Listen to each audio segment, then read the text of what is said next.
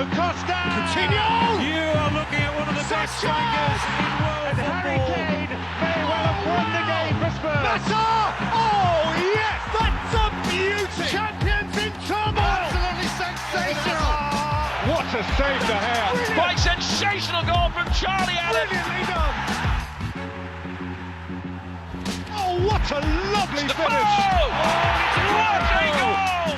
When he is like that, he is unstoppable. Hat-trick in no It time. just gets better and better. It's 8-0. Chelsea are champions of England for the 5th time.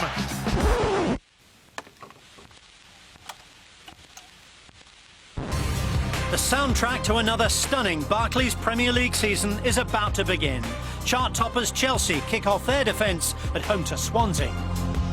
Amongst their revitalised rivals, Manchester United, but Louis van Gaal's big spenders have a tough start as they welcome Spurs. And there will be first-day nerves for the new boys, Bournemouth, Watford and Norwich.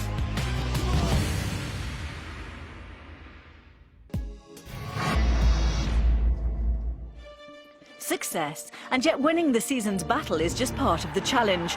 The real test is defending that victory. Chelsea aim to be the first team since Manchester United in 2009 to retain the Premier League trophy. From their fortress at Stamford Bridge, Jose Mourinho must plot his strategy as he anticipates attacks from all sides. In the north, the Manchester sides have added quality and depth, while Liverpool have also bolstered their squad. Neighbours Arsenal are a threat much closer to home, having acquired one of the Blues' most loyal generals. This is what Chelsea are up against. For Mourinho, winning his 3rd Premier League title seems straightforward. The battle to retain it looks a tougher proposition. Other teams are going to improve for sure, because they invest a lot in their squads, and their squads are obviously much better. So because we are the same, we have to be better. In this moment, I don't think I'm the champion. I think I have 0 points, the same points as everyone else. And Saturday starts that fight for the points.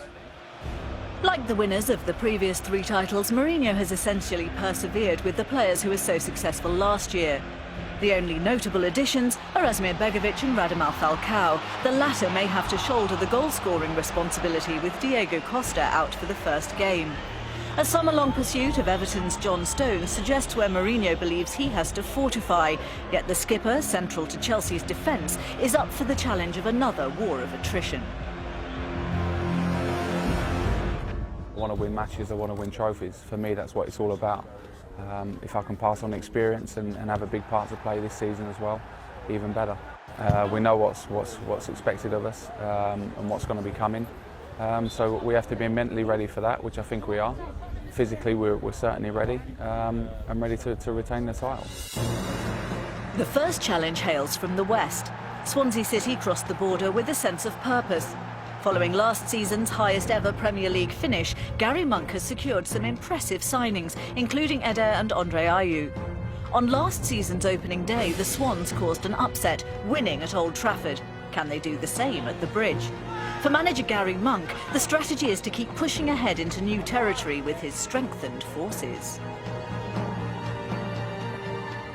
Andre's a great signing, great calibre of signing for ourselves, but you know, it's never down to one man to produce everything. There's no point in us looking beyond beating this target or that target, because you know, you forget about the now. So focus the players on trying to have a good start to the season, trying to get points on the board nice and early, and try and keep some momentum, and try and get to that 40 points, and then reassess at that point like we did last year and see if we can push on again.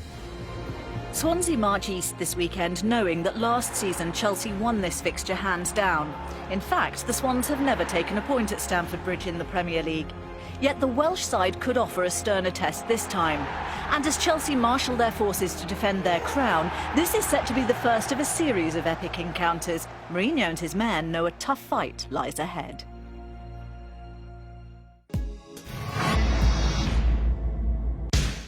In Manchester, the new season brings new optimism. There's a feeling around Old Trafford that the glory days could be about to return. The manager's been spending big again.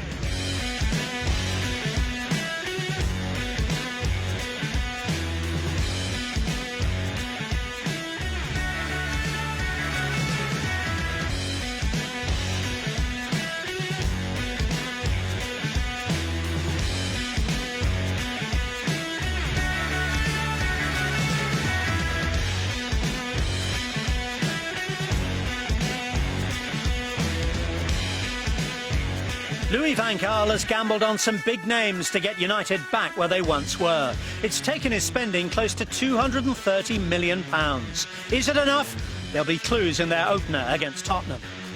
Last year we were not ready, obvious, because it was also because of the new management and a new philosophy. We are better prepared to play this match, and I have fully confidence. But still, we have to win.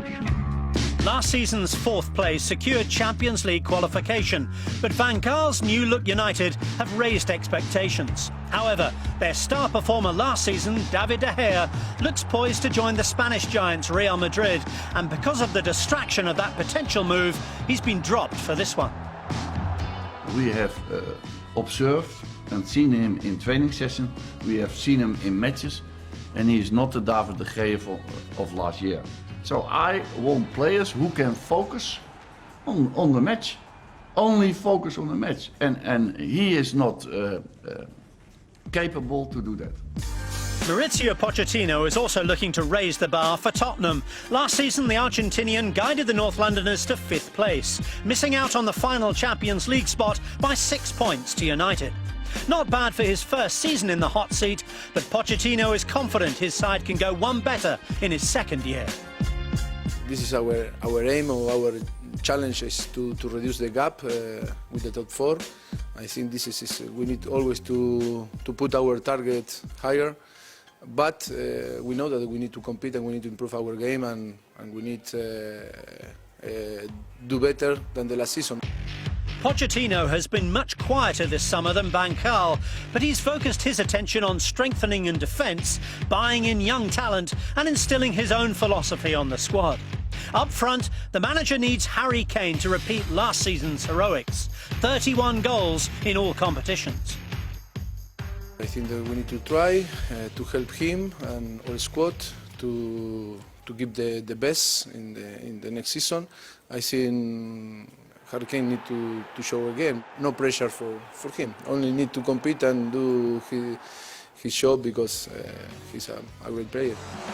So big ambitions for both clubs. And this weekend, Tottenham have reason to hope.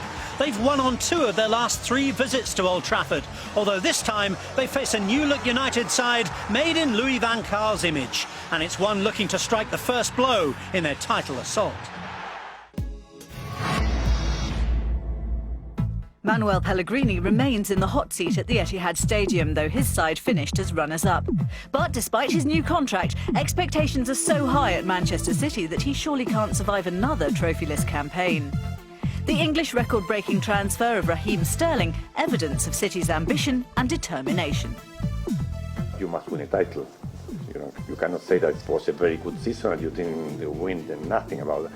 But after that, I think also it's very important the way you win that title. Maybe for some reason you can win the title, and if I'm not happy in the way we play, for me, no, it's not a good season. West Brom need a stronger start this term than last. In January, they were in deep trouble when Tony Pulis took over to steady the ship. Saido Berahino remains at the club for now. His partnership with new signing Ricky Lambert could be key.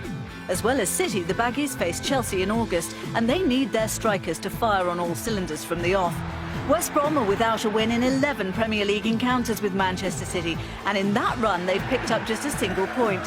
With City's sights set on the title, the Baggies will be hard-pressed to improve on that this weekend.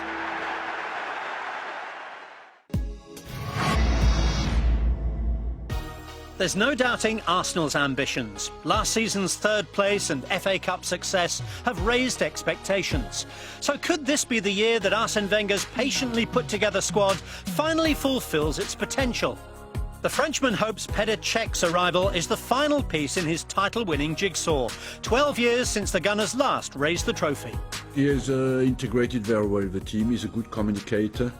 He has experience, he has class, and he brought all that to the team, and I think gave as well strength and belief of the team that we can do well. West Ham have no excuse for rustiness, having kicked off over a month ago in the Europa League. But this week's exit dampened the excitement which greeted Slaven Bilic's arrival.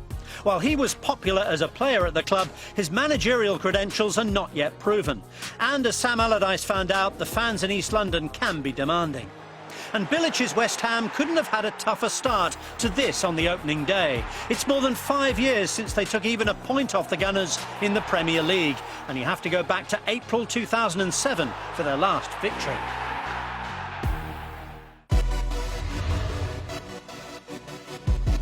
The EA Player Performance Index Team of the Week returns for the 2015-16 season. The preview team will once again break down all the key facts and figures to bring you the best 11 from the previous round of fixtures. Ahead of the new campaign, we recap last season's highest scoring performers. In goal, Manchester United's David De Gea. He was colossal in his 37 appearances. No wonder Louis van Gaal is so perturbed by the transfer speculation. Two of Chelsea's rearguard feature in defence. Branislav Ivanovic played every game on the way to the title, as did skipper John Terry. The 34-year-old marshalled the Blues to 17 clean sheets and chipped in with 5 goals in their triumphant campaign. A Stamford Bridge hero. In midfield, Arsenal's Santi Cazorla. The versatile Spanish maestro was a mainstay for the Gunners, with 7 goals and 11 assists. But he was outscored by PFA Player of the Year Eden Hazard. The Belgian topped the index with a whopping 178 dribbles, 14 goals and 10 assists. Leading the line for this Fantasy 11, Manchester City's Argentine striker Sergio Aguero. With 26 goals in 33 appearances, he'll surely be key as City seek to regain the title. Coming up, Championship winners AFC Bournemouth will become the 47th side to compete in the Premier League. The Cherries' top-flight adventure begins at home to Villa. Diouf, goal! Stoke City take the lead. Comes Diouf again. Oh! You do not save those. And it's 3-0. And it's all going wrong on Gerrard's big day again. Well, this is quite staggering. Oh, my word! What a goal! Have you ever seen anything like it? Crowds, 6 of the best from Stoke City. What a dreadful way to end the season for Liverpool. That 6-1 humbling last season ended what was a miserable campaign for Liverpool manager Brendan Rodgers. With Steven Gerrard and Raheem Sterling notable departures over the summer, it's time for a fresh start. Maybe it's payback time at the Britannia. The reaction over the course of the summer has been terrific, and now it gives us a real motivation now to start the season well. And for us, you know, when the fixture came out, I felt we couldn't add a better fixture. For me, it was the perfect fixture to go away to Stoke, and I was happy when that came. No surprise that Rodgers has bolstered his ranks with nearly £70 million spent. The majority of that money has gone on revitalising his shot-shy attack with the aim of improving last season's poor goal return. They scored only 52 times, virtually half their total in their runners-up finish the previous season. Goals are the key, it seems, to the manager's future. That was one thing that was lacking last season for us. I think the goals record, we were way down, but it's a collective effort. We know we have to be better, and all across the field in terms of goals. But of course, you bring in players that have that ability to create and score goals, then that can help us for sure. Stoke's highest ever Premier League points tally is going to be difficult to improve on, but that won't dampen manager Mark Hughes' ambition. Since his appointment 2 seasons ago, Hughes has introduced a more attractive brand of football, and it's clearly paying off. New arrivals over the summer suggest that the Britannia is a more attractive proposition these days. Former Barcelona winger Ibrahim Afellay, ex-Liverpool defender Glenn Johnson and Spanish striker Joselu are just some of his notable additions. As individuals and personalities, they're really good guys, fitted really very quickly into the strong dressing room that we have. So in terms of integration and their settling period, it's probably gone as smooth as it possibly could do. So from that point of view, we're delighted. If we continue to progress like we have done and build on the last 2 seasons that we have, there's no reason why we can't surpass even what we did last year. However, Stoke haven't won on the opening day since 2009, and Liverpool will be eager to make amends for last season's woeful campaign and the way they finished. The Potters have the psychological advantage after that 6-1 victory, and neither manager will be taking a backward step in this one. It's been quite a summer at Leicester. After last season's remarkable late charge for survival, it's all change at the King Power. Claudio Ranieri back in the Premier League following the dismissal of Nigel Pearson.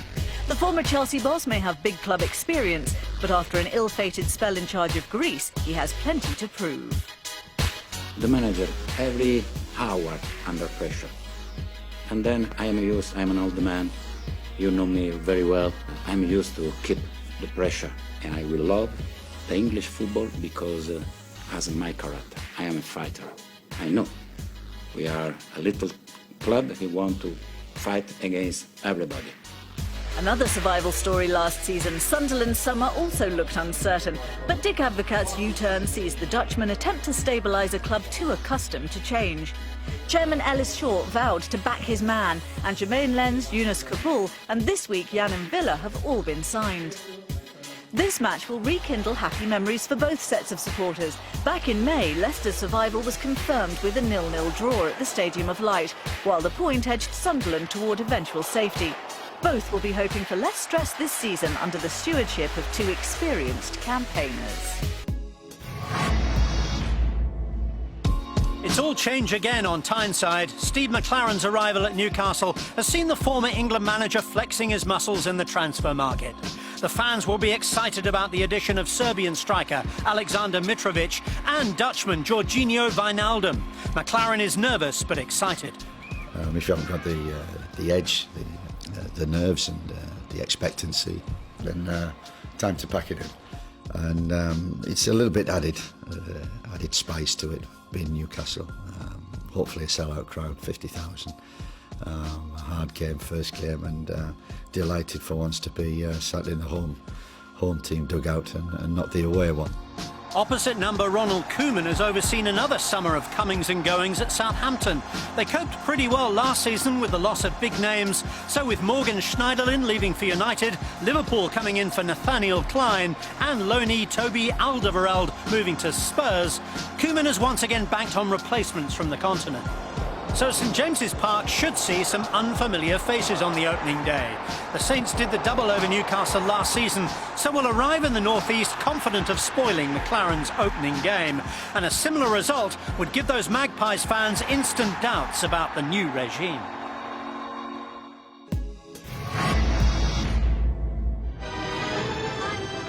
There's a brand new away day in the Barclays Premier League. A trip to the seaside awaits. This holiday town hasn't had a history of Premier League football.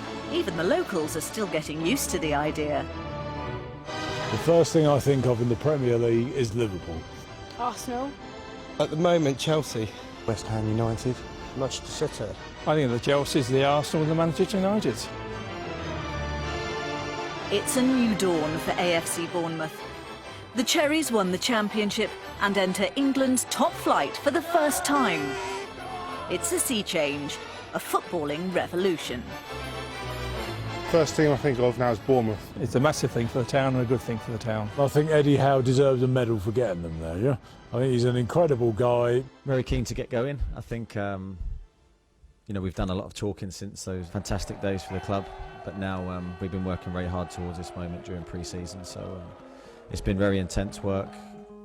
We feel the team's ready, so now we've just got to go out and prove that we're good enough. At just 37, he's one of English football's youngest coaches. Eddie Howe saved Bournemouth from going out of the Football League in his first stint in charge. He returned after a spell at Burnley and has led the club to 2 promotions in 3 years. Good luck to Eddie Howe and his boys. I think he's pretty good. He's young and he's got enthusiasm. I think Eddie Howe's going to go far in this game. Howe's team blends top-flight experience with championship nous. After top scoring on the way to the title, he's keen to maintain that attacking style. We're certainly going to go at it the same way in terms of how we approach the games. We're going to be brave and we're going to try and take games to teams. I think that's our way, that's what we've become accustomed to, that's what our players expect us to do. And to veer away from that format, I think, would be foolish. First up for the Cherries, Aston Villa. They only just survived last season, lost in the FA Cup final and have seen a host of stars depart.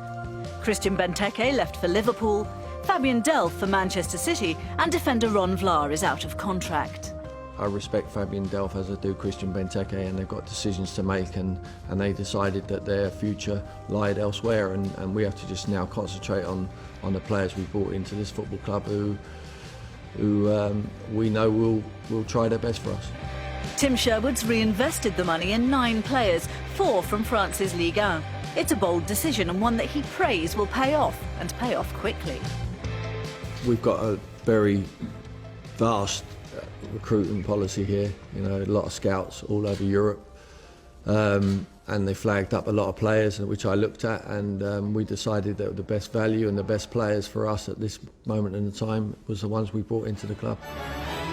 It's not easy playing a promoted team away on the opening day. Bournemouth has been looking forward to this, and if Villa are feeling fragile, it won't be a pleasant day trip, but a holiday from hell, as Beach Resort becomes football destination.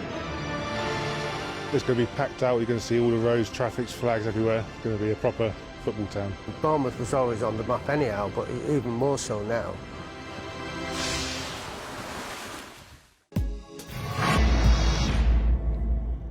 While most managers have been working hard to add to their squads, Roberto Martinez at Everton has been more concerned with player retention. The champions Chelsea have been publicly courting John Stones, although James McCarthy has signed a new contract, a boost for Martinez, who's desperate to avoid a second successive season of struggle. It's 8 years since Watford played in the Premier League and much has changed. The Hornets have been through 10 managers. Remarkably, 4 of those have gone in the past year. So it's an ambitious Spaniard now in charge, a Europa League winner with Atletico Madrid. We have all kind of players in the squad, but I think we have a good mix in the dressing room. We have a good balance between the spares and younger and medium players. So I think we combine well, and finally the response of the players and the team in general, it will be good. Watford's last Premier League campaign also began at Goodison Park with a defeat. In fact, they didn't pick up their first win until November, on the way to relegation. Defeat then set the tone, so they'll be hoping history doesn't repeat itself on Merseyside.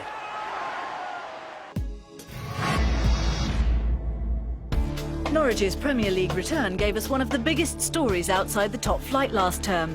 Manager Alex Neil, then just 33 years old, arrived at Carrow Road in January and masterminded a stunning run to the playoffs. The Canaries won't face a side that finished in last season's top 5 until late October, so the Scot will be determined to start well and build confidence. I think beliefs comes from performances.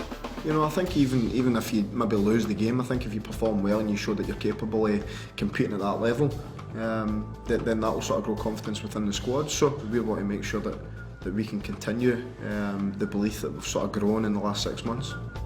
Crystal Palace's growing reputation in the top flight is summed up by the arrival of French international midfielder Yohan Cabaye from PSG. The former Newcastle man links up with Alan Pardew again, but with expectation comes pressure, and improving on last season's 10th place finish is no sure thing. As they've only lost twice in the past 7 visits to Carrow Road, though, they can afford to feel positive.